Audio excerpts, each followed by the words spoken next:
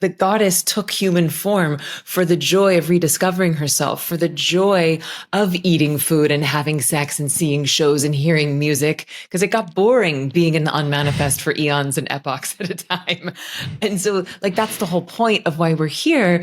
But it's like, it's just this subtle shift, that remembering that we are bliss, that we are actually God pretending to be human, and that anything that is keeping us from that is simply accumulated stress. And so why I love meditation so much, and specifically what I teach at Ziva, is that you're giving your body rest that's 5 times deeper than sleep.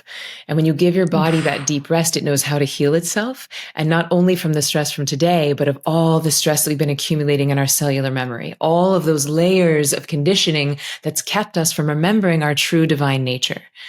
And so with the meditation practices, day by day, meditation by meditation, we're peeling off those accumulated layers of stress, ushering ourselves into higher and higher states of consciousness.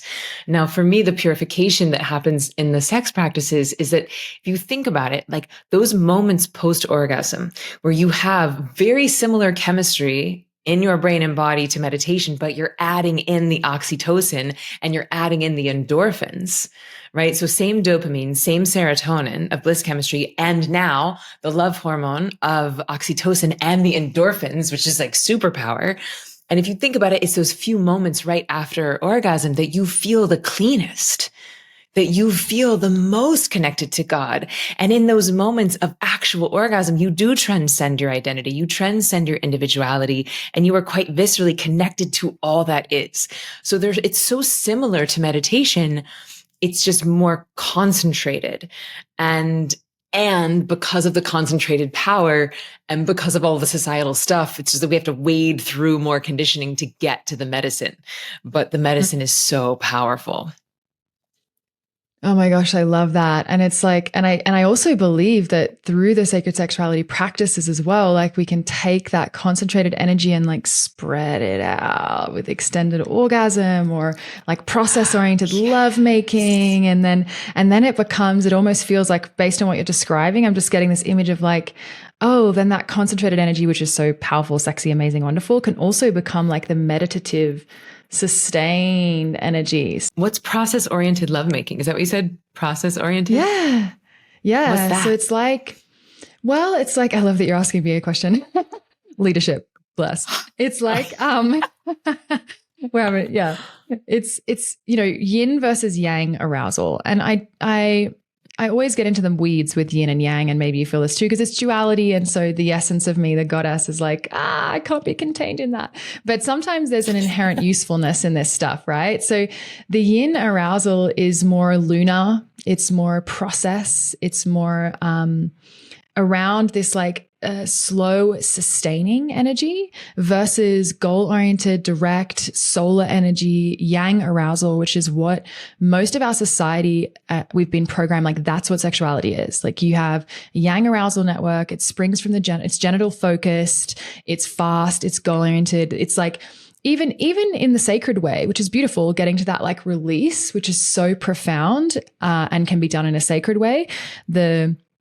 The yin, which is kind of maybe more similar to meditation, perhaps this like, it's the process itself. It's this moment now. It's the pleasure I'm feeling in my body in this moment now. It's the connection to the felt sense wherever I'm at that has me climb to deeper and deeper states of pleasure. But then also it's the goal to sustain. And it kind of makes me think of game theory. Have you heard of game theory, where it's like, we're living in a society where game A that we're currently playing is like competition based. Someone always wins, someone always loses, versus what if we changed the game to be, let's keep as many players in the game for as long as possible. And like, what would lovemaking look like? That would be process oriented lovemaking. It's like, let's keep as many players in the game for as long as possible and make the goal pleasure itself. Yeah. She's like, that feels good.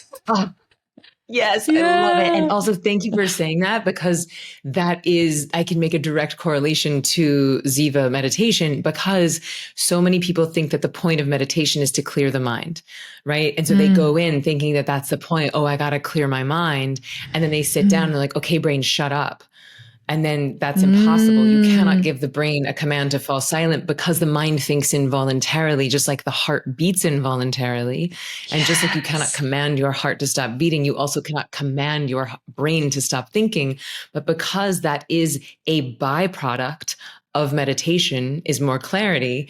People are trying to they're trying to like get to the goal and trying to use that as the process. And so to take that analogy to the goal sexuality versus the process sexuality, it's like, if you were to put that onto meditation, it'd be like trying to sit down and orgasm, like sit down and be like, okay, we're in orgasm. And it's like, nope. That doesn't work. That doesn't point. And then everyone feels like they're failing. Like, I can't just sit down and orgasm. It's like, of course you can't, because you have to have a process. And nobody knows the process of meditation. They're just trying to get to the result. And I think that we've done something similar with sexuality. It's just become this like stress release, or this like 3 minutes of porn, or like put on a vibrator. And what my roommate, Regina Thomashower, AKA Mama Gina, what she calls it is a crotch sneeze. And I told her, I was like, I'm so mad at you because I can never unhear that.